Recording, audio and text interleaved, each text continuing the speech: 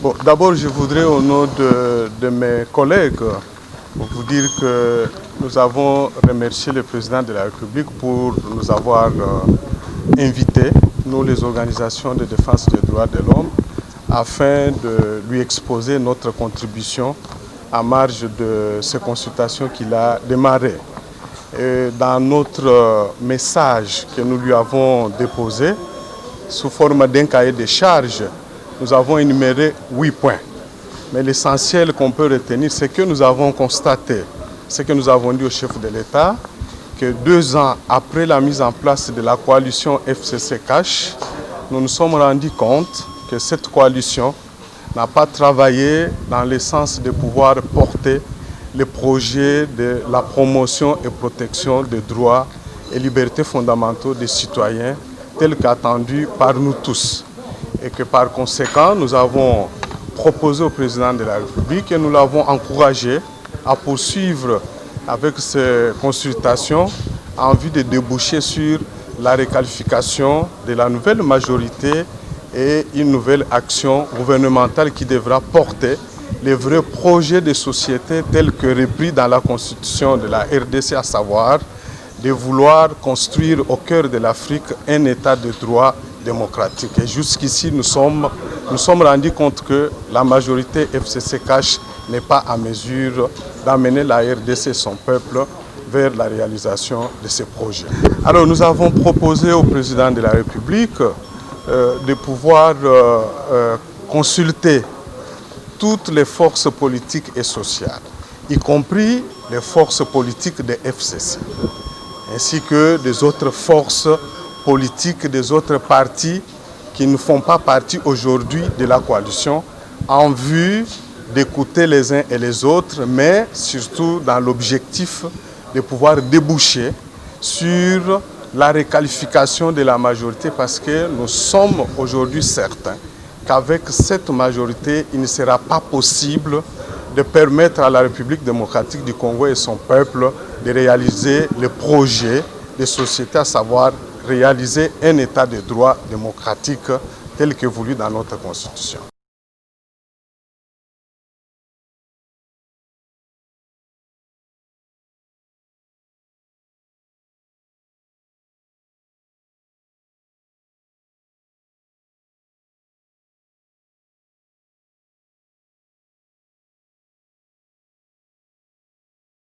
Merci bien, c'est Bienvenu Moulenda, le président de l'intersyndicat national de l'administration publique.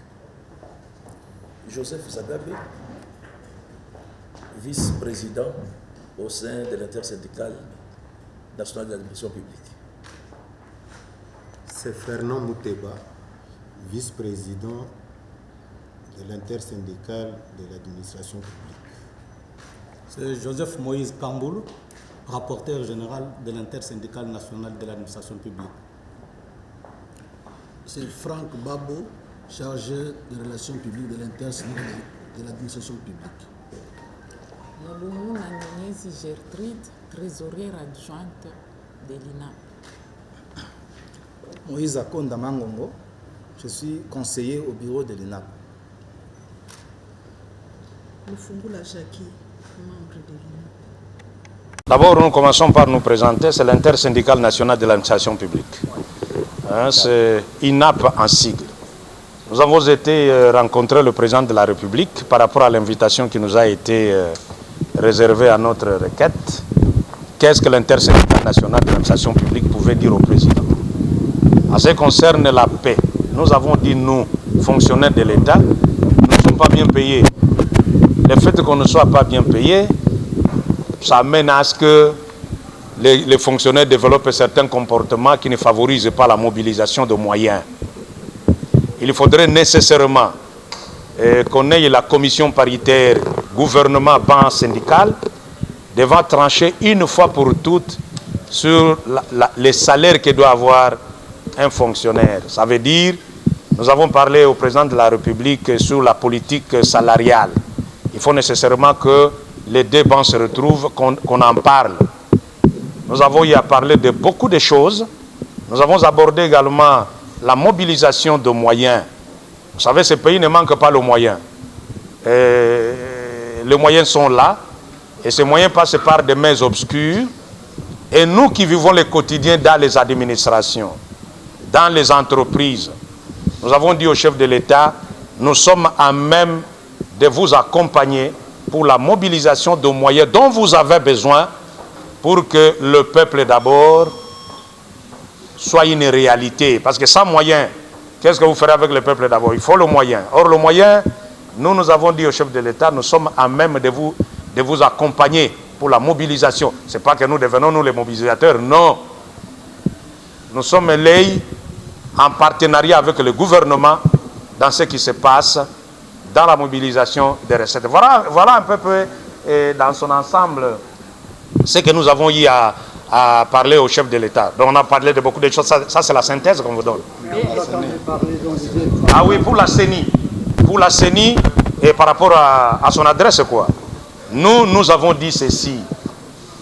Nous proposons que la CENI soit sous la direction de la Cour constitutionnelle pour sa régulation de manière permanente tout au long du processus jusqu'à la proclamation des résultats. Ça veut dire, toute la fois que la CENI se retrouve par rapport à un problème ayant trait à la Constitution, énervant les textes, la Cour est là pour le rappeler, ceci. Ça amène au moins. Et puis les acteurs, mettez les acteurs sociaux dans son ensemble, exclusivement les acteurs sociaux les plus représentatifs là-dedans. Et quand les politiques se battent là-bas, nous sommes là comme des arbitres. Non, voilà, la réalité c'est ça. Voilà à peu près ce que nous avons eu à parler au chef de l'État. Cette crise ici ne nous profite pas. D'abord, un, nous n'avons même pas un salaire. Deux, le moyen n'existe même pas. Hein. Et quelques jours seulement, son fameux salaire, entre parenthèses, s'est volatilisé. Donc pour nous, la crise, nous ne la souhaitons même pas. Ce que nous demandons, c'est que nous avons salué la sagesse du chef de l'État qui joue sur l'apaisement afin d'entendre tout le monde et de prendre une décision qui satisferait tout le monde, au moins qui favoriserait également la paix sociale, la sécurité et au fait, pour nous aider, nous aussi qui n'avons pas de moyens, de vivre avec nos petits moyens. Voilà. Ah non, mais jusque-là, pour nous, nous avons demandé simplement que la sagesse du président aille jusqu'à la fin de manière à favoriser la paix sociale.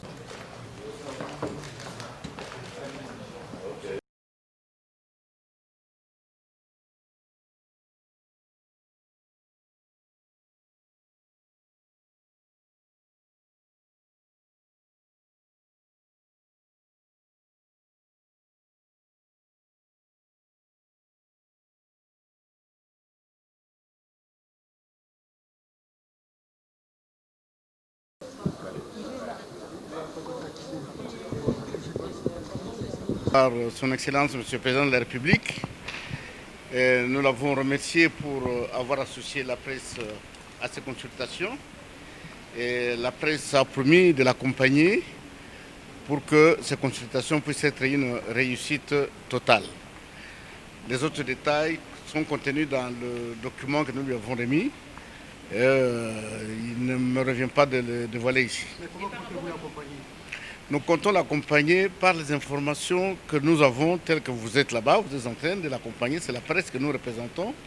Des commentaires que ceux qui sortent de ces consultations, nous allons les relayer et en même temps, nous lui avons demandé, il a accepté, qu'il n'y ait pas un service comme tel, mais qu'il y ait des informations pour donner la philosophie même de toutes ces consultations, avant qu'il lui revienne de faire un message à la nation afin de nous dire quelle est la quintessence des analyses qu'il a faites de toutes les consultations qu'il a eues, qu'il a commencé à avoir depuis hier jusqu'à ce qu'il va terminer.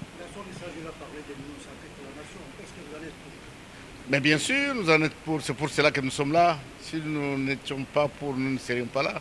Donc nous l'avons encouragé, nous l'avons remercié, nous avons estimé que c'est une très bonne initiative parce qu'il a pris la mesure de la situation réelle du pays et il a dit on fait un arrêt et à l'issue de cet arrêt, pendant l'arrêt, il consulte ses compatriotes comme dans son principe peuple d'abord, les consulte, et puis après, il va faire la synthèse de toutes ces consultations et il va adresser un message pour que le pays puisse repartir sur de nouvelles bases. Pas du tout. Vous savez que dans notre profession, il est toujours stipulé que les faits sont sacrés, mais le commentaire est libre. Lorsque quelqu'un est reçu par le président et que le président vous dit dans les consultations, il y a tel élément, vous avez le droit de dire il y a tel élément. Quitte à ce que dans vos commentaires, vous les orientez comme vous l'entendez. L'attitude, c'est comme je l'ai dit, c'est d'accompagner le chef de l'État dans ses consultations. Il faut que tout ce qui passe, comme vous le faites d'ailleurs très bien, et je vous en remercie, il faut que tout ce qui passe, vous puissiez donner l'information et l'information complète. Et quand après, il vous reste maintenant de faire vos analyses et de voir que le président a raison. Ça, c'est un dossier tellement politique que je n'ai même pas voulu évoquer auprès du président parce que, en tant que journaliste, je me suis mis à ma place. Merci. Merci. Je vous remercie.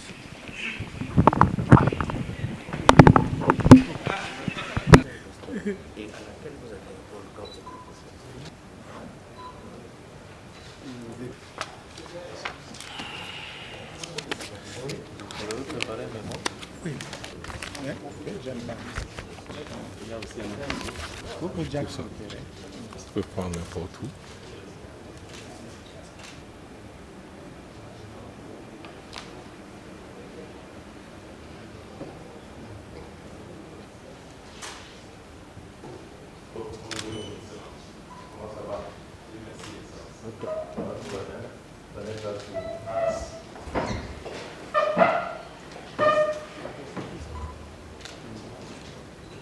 On a échangé sur beaucoup de points parce qu'il était question que la société civile présente ses recommandations au regard de l'invitation du président de la République consécutivement à l'adresse à la nation du 23 octobre passé.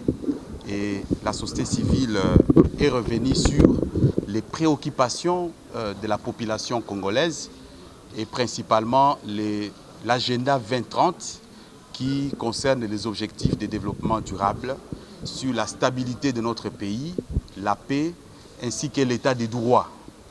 Et le président de la République a passé en revue la situation politique de l'heure avec le malaise qu'il y a entre Cash et ses alliés du FCC.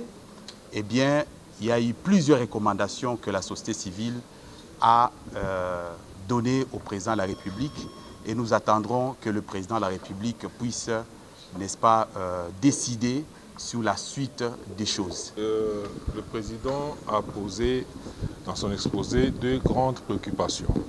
Il s'agit du malaise au sein de la coalition FCC-Cash. Il a voulu recueillir nos avis.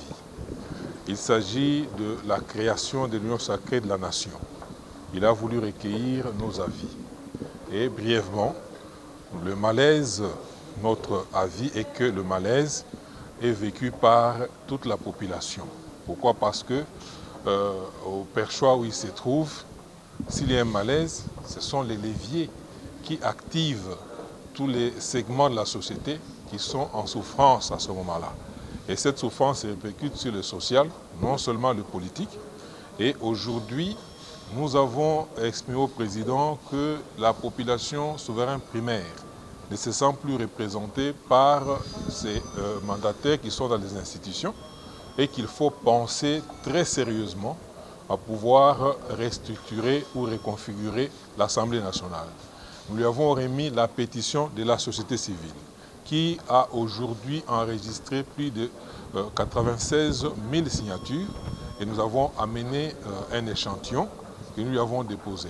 Et le reste, on a convenu qu'on viendrait le déposer solennellement. Que pensez-vous de l'union sacrée? De l'union sacrée, nous avons estimé que c'est une très bonne idée, étant donné que chaque Congolais, au regard de prescription de l'article 5 de la Constitution, devrait participer à la gestion du pays. Mais néanmoins, cette union sacrée au regard de ce que nous avons connu par le passé, où il y a eu des structures intégrant les politiques et la société civile, nous avons pensé que cette union sacrée puisse d'abord miser. Nous devons nous mettre d'accord sur un certain nombre de valeurs. Et lorsque nous serons accordés sur ces valeurs, nous allons mettre en place des principes directeurs qui vont faire en sorte que l'union sacrée ne soit pas l'affaire d'un seul individu ou d'un groupe d'individus, mais que ce soit l'affaire de tous, pour tout le monde. Et s'il y a des gens qui s'écartent des valeurs que nous aurons, sur lesquelles nous serons accordés, que ces gens-là soient unis, soient sanctionnés relativement aux valeurs, non relativement au fait que qu'ils ne puissent pas faire allusion que voilà, ils sont poursuivis pour ceci, pour autant, pour des motifs ou des positionnements politiques. Nous parlons bien sûr de la dissolution du Parlement. Nous parlons de la dissolution du Parlement qui aujourd'hui est plus qu'inéluctable. Oui, on a les moyens, nous avons évalué. Les amis peuvent me compléter. Nous avons proposé, bien sûr. On a réfléchi avec le président sur la question de l'organisation des élections futures. Et à ce niveau, en ce qui concerne la CENI, la question était de savoir est-ce qu'on nomme d'abord les animateurs de la CENI avant la réforme ou c'est la réforme qui vient avant. Et pour la société civile, nous sommes catégoriques. Oui, nous sommes catégoriques. Pour nous, la société civile, il faudra que la réforme puisse précéder la désignation des animateurs. Et donc l'argent, c'est le peuple qui contribue. Nous avons organisé les élections en 2018. C'était financé à 100% par les contribuables congolais. Nous avons fait des propositions par rapport à la nation, des propositions par rapport aux populations et des propositions par rapport à la communauté infirmière ou la profession infirmière elle-même. Concrètement, vous avez dit quoi? Concrètement, par rapport à la nation, nous avons demandé au président de la République de lancer une opération que nous intitulons « Modernisons nos villages et nos écoles ». Ce ne sera pas l'effort du gouvernement, l'effort de chaque Congolais pour qu'il ait chacun de nous au moins une maison dans un village, parce que nous sommes très détachés de nos villages. C'est pourquoi nous n'avons pas beaucoup d'amour pour le pays. Mais si on nous apprend à rentrer dans nos villages en y construisant, si on nous apprend à rentrer dans nos écoles primaires en y apportant qui une brique, qui un cahier, qui quelque chose comme ça nous rattache de plus en plus par rapport à notre terre. La deuxième proposition que nous avons faite parmi tant d'autres, c'est dans le pays, il a été institué la gratuité de l'enseignement, mais nous avons dit que la gratuité de l'enseignement, c'est une très bonne affaire, mais lorsqu'un enfant d'une école fait la fièvre à l'école, on le fait rentrer à la maison. Lorsqu'il fait la diarrhée, on le fait rentrer à la maison. Il y a moyen d'installer des infirmeries dans toutes les écoles et les soins par rapport à la prise en charge du paludisme, de verminose, de mycose, peuvent être donnés gratuitement dans les écoles et les enfants ne rentreront à la maison qu'avec un traitement déjà bien installé à ce niveau-là. Par rapport à la crise politique actuelle, nous voulons dire ceci, les populations congolaises et nous les infirmiers, nous dormons dans l'obscurité, nous nous réveillons plusieurs fois la nuit pour aller voir si l'eau coule dans les robinets. Nous, dans les hôpitaux, nous ne travaillons pas avec du bon matériel. Le cas de Covid a démontré que beaucoup d'infirmières ont été contaminées. Donc, nous ne dormons pas avec la crise, nous ne dormons pas avec la Constitution, mais nous avons des problèmes pour lesquels on peut proposer des solutions et nous retrouver. Tout le monde ne peut pas devenir constitutionnaliste dans un pays ou politicien. Chacun a son métier. Mais si on satisfait les besoins fondamentaux de la population, eh bien, ceux qui sont politiciens, ils vont rester dans avec les politiques. Nous allons nous occuper de notre travail de tous les jours. Nous avons porté les problèmes des infirmiers. Nous avons porté les problèmes de l'infirmier. Cette injustice qui s'est installée à tous les niveaux, au niveau des primes, au niveau des salaires, même au niveau d'avoir un listing propre aux infirmiers. On a difficile à nous l'accorder. Nous ne comprenons pas ça. Et pourtant, nous sommes un ordre professionnel, nous avons droit donc à un certain nombre, à un certain égard, qu'on nous donne les listings propres aux infirmiers, qu'on sache dans ce pays, on paye combien d'infirmiers. Nous en avons besoin. Merci bien. Nous sommes le syndicat national de médecins. Nous avons remercié d'abord le chef de l'État pour avoir pensé à nous faire participer à ces consultations nationales en vue de l'Union sacrée pour la nation. Nous avons présenté notre façon de voir en 2 points. D'abord sur le plan global du pays, de la politique du pays, et sur les problèmes particuliers des médecins. En ce qui concerne les problèmes de l'heure au niveau du pays, nous avons insisté sur le fait du respect d'abord de la Constitution. Le chef de l'État, en tant que garant de la Constitution, doit veiller à ce que la Constitution soit respectée dans toutes les facettes. Et nous avons présenté dans un mémorandum tous les points en ce qui concerne cette façon de gérer normalement le pays. Quant au 2e point, concernant les principaux déshydratants des médecins de la corporation médicale, nous les avons aussi présentés d'abord par rapport à la nomination des médecins en grade, à l'alignement de tous les médecins qui travaillent pour les services de l'État et leur mécanisation. Et nous avons présenté au chef de l'État tous les projets sociaux que nous avons au niveau du SINAMED. C'est notamment les projets en rapport avec la mutuelle de santé, c'est notamment les projets en rapport avec l'aménagement de la cité des médecins et c'est notamment le projet de l'abrogation du décret portant statut spécifique des médecins pour une ordonnance en vue d'apaiser au fait la carrière des médecins. Bon, disons, je pense que nous devons chercher l'unité. Nous avons dit en premier lieu que notre pays doit rester indivisible. On doit chercher par tous les moyens à concilier les points de vue. Au-delà des caprices des uns et des autres, nous voulons que la Constitution soit respectée dans toutes les facettes. C'est le point de vue du SINAMED et c'est ce que nous avons fait savoir au chef de l'État. Bien, nous demandons à toutes les parties d'user de la sagesse parce que le pays peut exploser. Et nous ne voulons pas que cela puisse arriver à notre pays. Nous avons suffisamment de problèmes qui nécessitent la cohésion de toutes les forces et de toutes les énergies. Et nous voulons vraiment que dans tous les camps, que nous puissions y mettre un peu d'eau dans le vin pour apaiser la situation. Parce qu'elle risque d'exploser et personne ne va se présenter comme responsable de cela. Nous voulons vraiment qu'on respecte la Constitution, mais qu'on trouve les voies et moyens pour une entente mutuelle, cordiale. C'est ce qui va faire l'unité de notre pays. Oui, en ce qui concerne les problèmes particuliers des médecins, je pense que le chef de l'État a déjà commencé à répondre positivement à nos demandes. Et je pense que d'ici là, nous allons trouver des gains de cause par rapport à ces problèmes. Bien, oui, en partie. Évidemment, nous faisons partie de la société. Parce que c'est la politique qui dirige au fait le pays. Lorsqu'en politique, ça ne marche pas, c'est tous les autres secteurs de la vie nationale qui ne marchent pas. Et donc nous voulons justement, nous insistons pour le fait que tout le monde doit user de la sagesse pour qu'il y ait cohésion. C'est comme ça que la population va se retrouver et c'est comme ça que la calmie va aussi se retrouver dans le camp des médecins. D'abord, nous tenons, au nom de la délégation ici présente, à remercier son Excellence, Monsieur le Président de la République, chef de l'État, qui a honoré les médecins congolais en nous associant à ces consultations.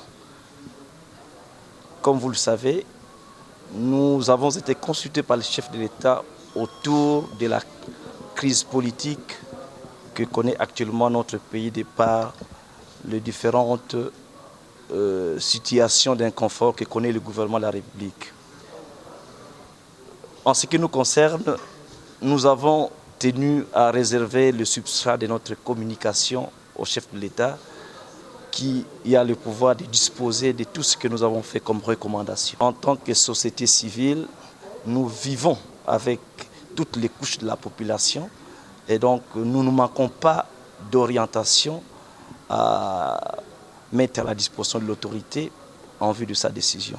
Et donc nous sommes des porte-parole de la population active.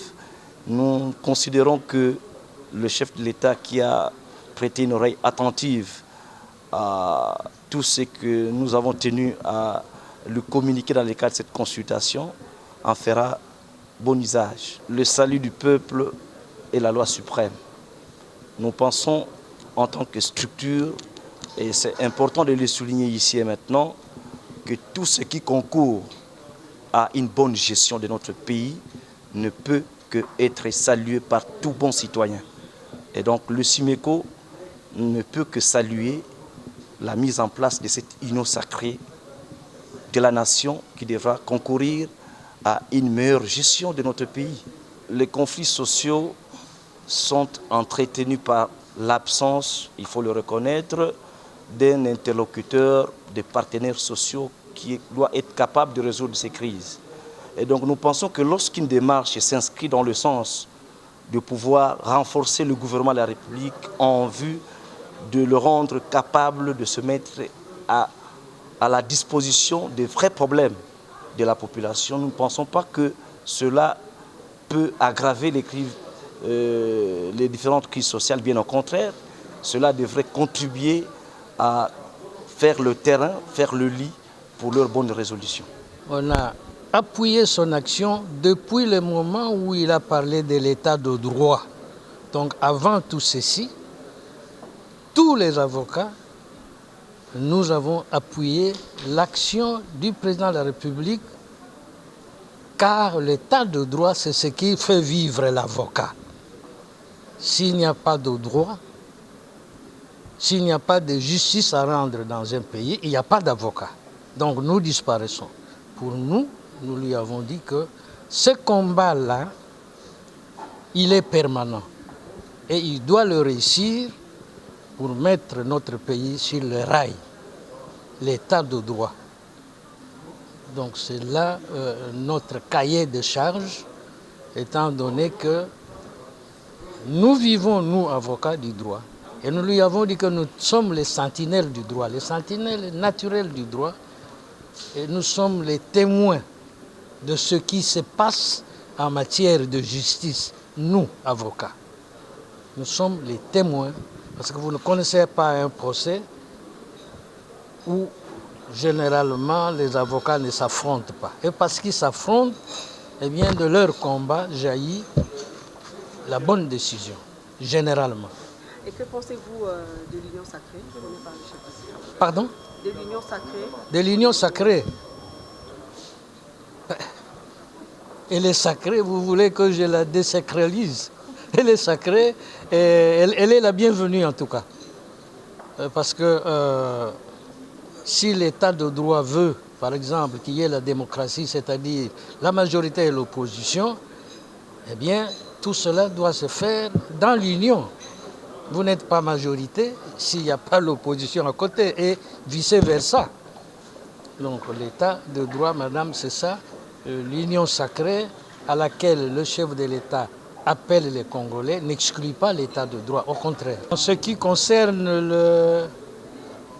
En ce qui concerne quoi? Réforme dans le secteur. La réforme de la justice, notamment, qui fait les divergences.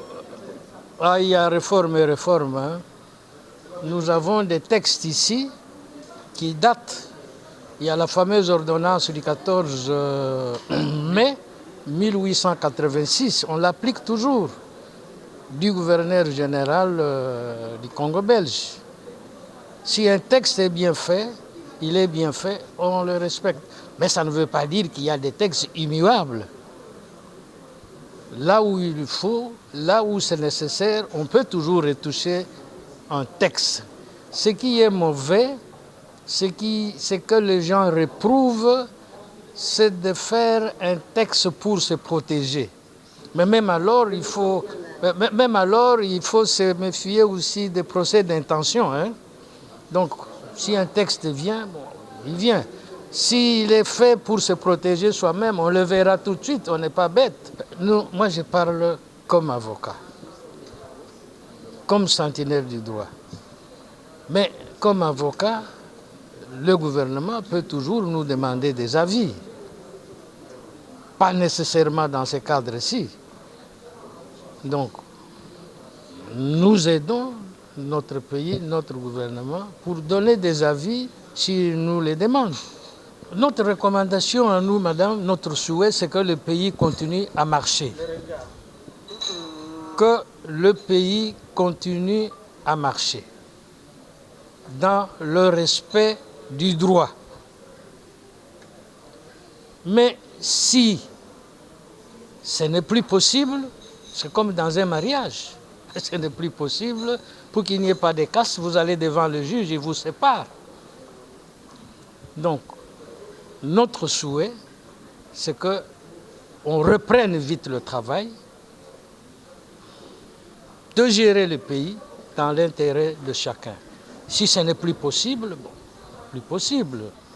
Nous estimons que, justement, madame, c'est ce que je viens de dire, c'est que l'état des droits n'est pas la prééminence du pouvoir politique. Mais nous avons l'impression, c'est que les politiques dans notre pays ont tendance à vouloir arracher le pouvoir judiciaire, tirer le pouvoir judiciaire de tel ou tel autre côté. Ce n'est pas le rôle du pouvoir judiciaire. À Sand City, lorsque notre peuple s'est retrouvé, le pacte républicain ou l'union sacrée de la République qui s'est dessinée au niveau de Sand City, c'était de voir un pouvoir judiciaire être le tampon des politiques. Donc la volonté du chef de l'État de voir être instauré un état de droit, je crois que ça arrange tout le monde. Puisque si le pouvoir judiciaire joue son rôle, ne vous en faites pas, madame, la paix va trouver solution. Simplement dans l'application de la loi et dans le respect de la loi, la situation économique dans notre pays va évoluer puisque tout le monde va craindre la loi et va chercher à voir la loi être appliquée. Donc la solution à tous ces problèmes, c'est simplement l'instauration d'un état de droit qui s'appuie sur un pouvoir judiciaire réellement indépendant. Madame, je suis magistrat, je suis apolitique et comme de par ma profession, je n'ai pas un point de vue à émettre sur les points strictement politiques. Je dis simplement que tous les conflits, la solution c'est le respect strict de la loi. Point barre. Et l'état du droit, c'est la solution à tout. Le syndicat national des enseignants des écoles conventionnées catholiques, le SYNECAT, avec la synergie des syndicats des enseignants de la RDC, vient d'être reçu par les chefs de l'État dans le cadre des consultations qu'il a initiées. C'était l'occasion pour que les enseignants fassent entendre leur voix et nous sommes revenus sur des problèmes bien sûr de la nation, mais nous avons été plus préoccupés par la question de l'éducation. Nous sommes revenus pour dire au chef de l'État qu'il y a beaucoup de problèmes au niveau du secteur, il y a un dysfonctionnement dans la gestion du ministère de l'EPST et qu'il était temps qu'il prenne son courage pour assainir ces milieux. Nous sommes revenus sur le deuxième palier parce que le gouvernement doit mobiliser les moyens pour soutenir sa gratuité. Nous sommes revenus également sur la mutuelle de santé des enseignants qui aujourd'hui est entre les mains des prédateurs. Nous sommes revenus sur l'exclusion des enseignants non catholiques, des professions non catholiques, des écoles conventionnées catholiques.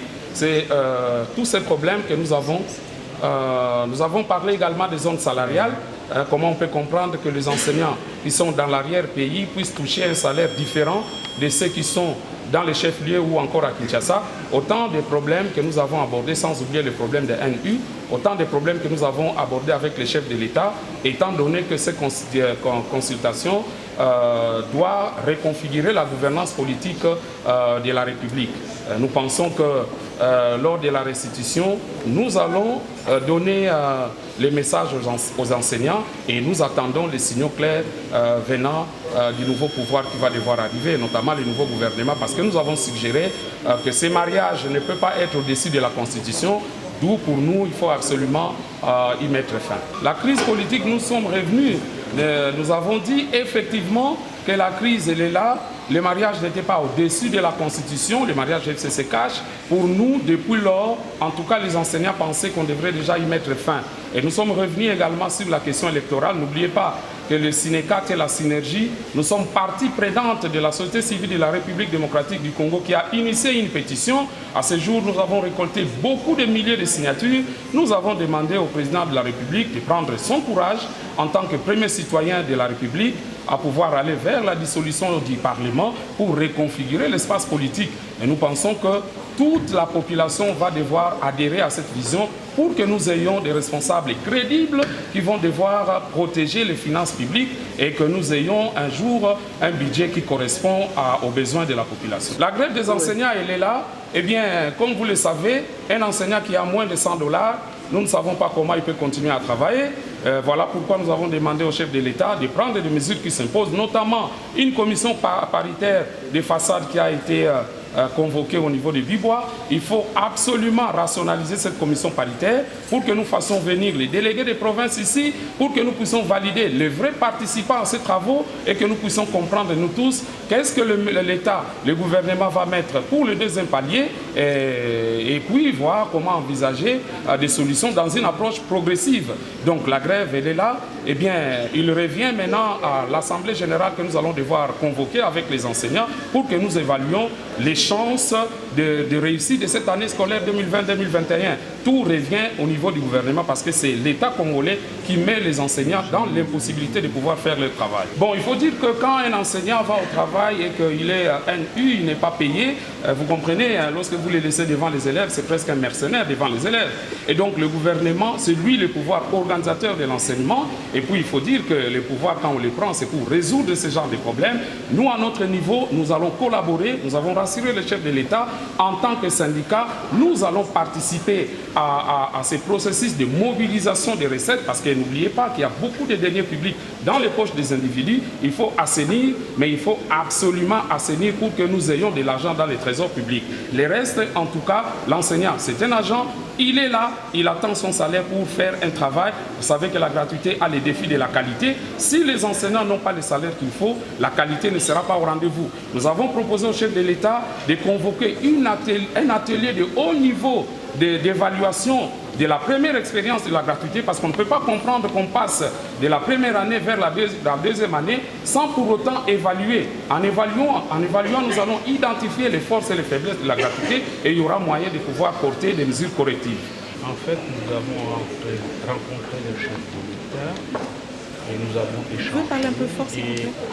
Nous lui avons indiqué que nous sommes disponibles pour contribuer au renforcement de la gouvernance économique parce que les experts comptables amènent la transparence là où il y a l'obscurité. Et ces processus peuvent contribuer énormément à supporter les combats du chef de l'État contre la contribution et contre la corruption. Oui, contre la corruption. C'est cela que nous avons échangé avec le chef de l'État, en même temps que nous avons indiqué qu'il ne faudrait pas que les consultations soient la source d'autres vulnérabilités par rapport à notre pays, parce que le chef de l'État, dans son adresse du 22 octobre, avait mentionné que le pays devait sortir d'un contexte de fragilité. En fait, nous sommes des professionnels. Ces aspects ne relèvent pas de notre domaine. Et nous avons mentionné que la seule coalition qui est importante, c'est celle qui travaille pour l'intérêt général et donc une coalition qui est contre toutes les antivaleurs susceptibles de compromettre l'avenir de la jeunesse de ce pays. Parce que nous travaillons tous pour assurer un avenir à nos enfants. Nous ne sommes pas d'un bord politique. Nous sommes des professionnels, comme je venais de le dire, et nous avons indiqué au chef de l'État que dans le bord politique, ils ont envisagé la création de l'union sacrée. Mais nous pensons que nous, les experts des différents ordres, on pourrait arriver à la création d'un think tank qui pourrait être une force de proposition pour les personnes qui sont dans l'action politique.